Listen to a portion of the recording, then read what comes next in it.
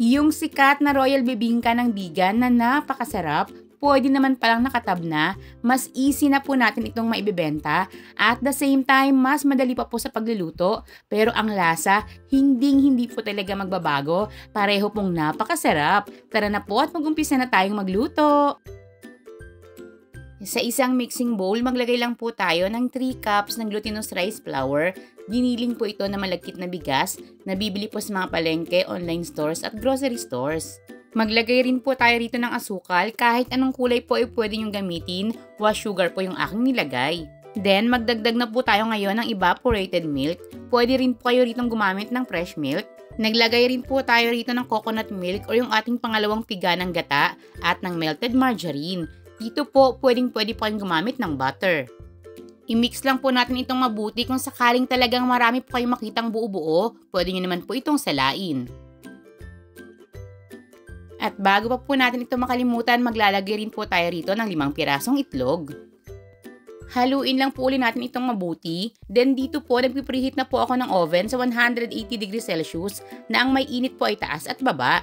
Yung pan or molder na ating gagamitin dapat po well greased bago po natin ilagay itong ating mixture. Ang gamit ko po itong pan ay 13 inches by 9 inches. Yung pinakakapal po ay 1.5 inches.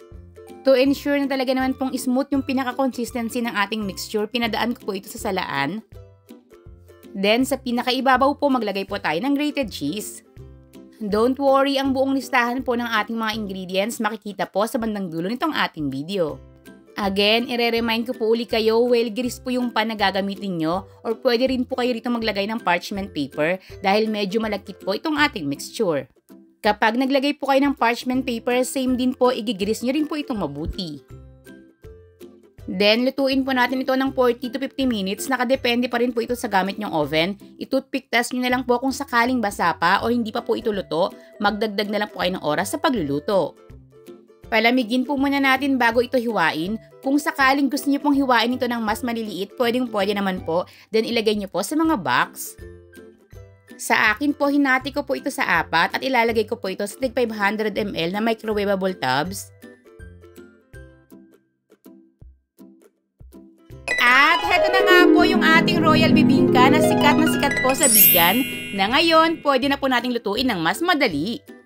Pwede na po itong ibenta at pagkakitaan ng mga nakatablang. Pwede nyo rin po itong gawing pangregalo. Lagyan nyo lang po ito ng ribbon at message sa pinakaibabaw. Siguradong matutuwa na po yung pagbibigyan nyo. Sana po ay muling nakapagbahagi sa inyo ngayon ang inyong Mommy Loves ng isang makabuluhang video. Kung sakaling may mga requested recipe pa po kayo, don't hesitate to comment down below nang magawan din po natin ito ng detalyadong video. Sa pagpipresyo po ng ating mga paninda, much better pong mag-full costing kayo dahil magkakaiba po yung lugar natin, kaya possible po na magkakaiba po yung presyo ng ating mga bilihin.